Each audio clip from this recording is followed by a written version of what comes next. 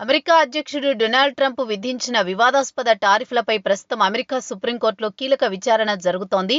ఈ నేపథ్యంలోనే ట్రంప్ చేసిన తాజా వ్యాఖ్యలు ప్రపంచవ్యాప్తంగా చర్చనీయాంశమయ్యాయి.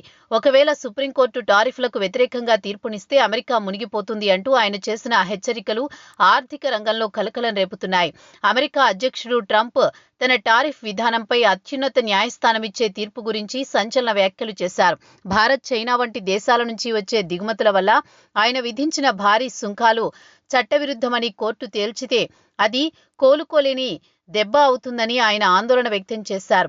ట్రంప్ తన social media platform truth social వేదికగా సుప్రీంకోర్టును ఉద్దేశించి ఘాటైన పోస్టు చేశారు. ఒకవేళ టారిఫ్లు రద్దయితే గతంలో కంపెనీల నుంచి వసూలు చేసిన $100 బిలియన్ ప్రభుత్వం తిరిగి చెల్లించాల్సి ఉంటుంది. టారిఫ్లు తప్పించుకోవడానికి అనేక దేశీయ, విదేశీయ కంపెనీలు అమెరికాలో కొత్త ప్లాంట్లు, ఫ్యాక్టరీలు నిర్మించాయి. కోర్టు తీర్పుతో ఈ ప్రాజెక్టులన్నీ కుప్పకూలితే ఆ నష్టం $100 బిలియన్ల నుండి $1 ట్రిలియన్ చేరుతుందని ట్రంప్ హెచ్చరించారు. ఈ టారిఫ్లు ఆయన ఒక నేషనల్ సెక్యూరిటీ బొనాంజాగా అభివర్ణించారు. కోర్టు దీనిని అడ్డుకుంటే మనం మునిగిపోయినట్లే అని తనదైన శైలిలో వ్యాఖ్యానించారు. 1977 నాటి international emergency economic powers act కింద ట్రంప్ ఈ టారిఫ్లను విధించారు.